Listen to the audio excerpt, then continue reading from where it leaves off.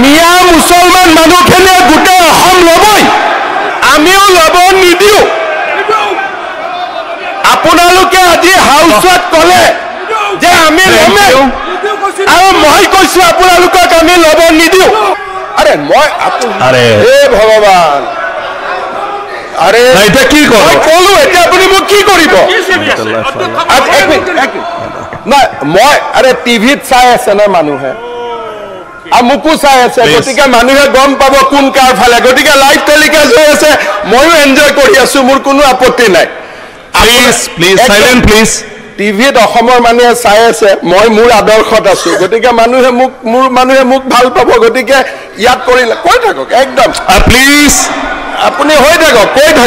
থাকক মই শুনি আছো প্লিজ আৰে খবৰ দিয়কচোন মাননীয়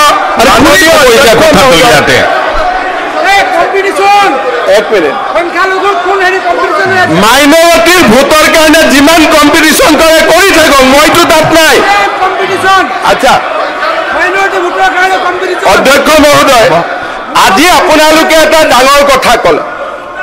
আজি চব জানি বা নাজানি আমাৰ জনিয়া সমষ্টিৰ বিধায়ক আৰু বিৰোধী দলৰ দলপতি গৰাকী এটা আজি ডাঙৰ কথা ক'লে আৰু আপুনি কি কৈ আছে আৰু মই পক্ষ ল'ম না আপুনি কি কৰিব মই পক্ষ ল'মেই বাছ মই পক্ষ ল'মেই প্লিজ যি কৰে কৰক না মই ল'মেই ক'ব দিয়কচোন মই ল'মেই নাই ক'ব দিয়ক ল'মেই আৰে কি লাগে এতিয়া আৰে নহয় মই তেওঁ আপোনালোকে যদি নুশুনাকৈ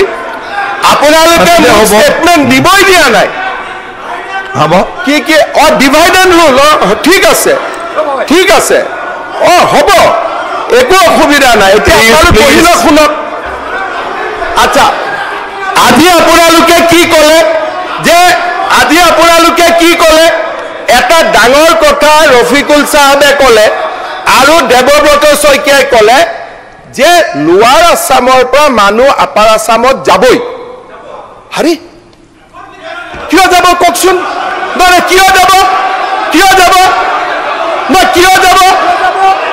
কিয় যাব আপোনালোকে কওক তাৰমানে আপোনালোকে গোটেই অসমখন ল'বই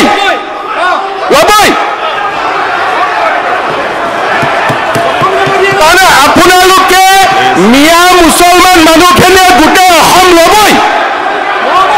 আমিও ল'ব নিদিওঁ হৈ গ'ল আমিও ল'ব নিদিওঁ আপোনালোকে আজি হাউচত ক'লে যে আমি ল'মেই আৰু মই কৈছোঁ আপোনালোকক আমি ল'ব নিদিওঁ বাছ মই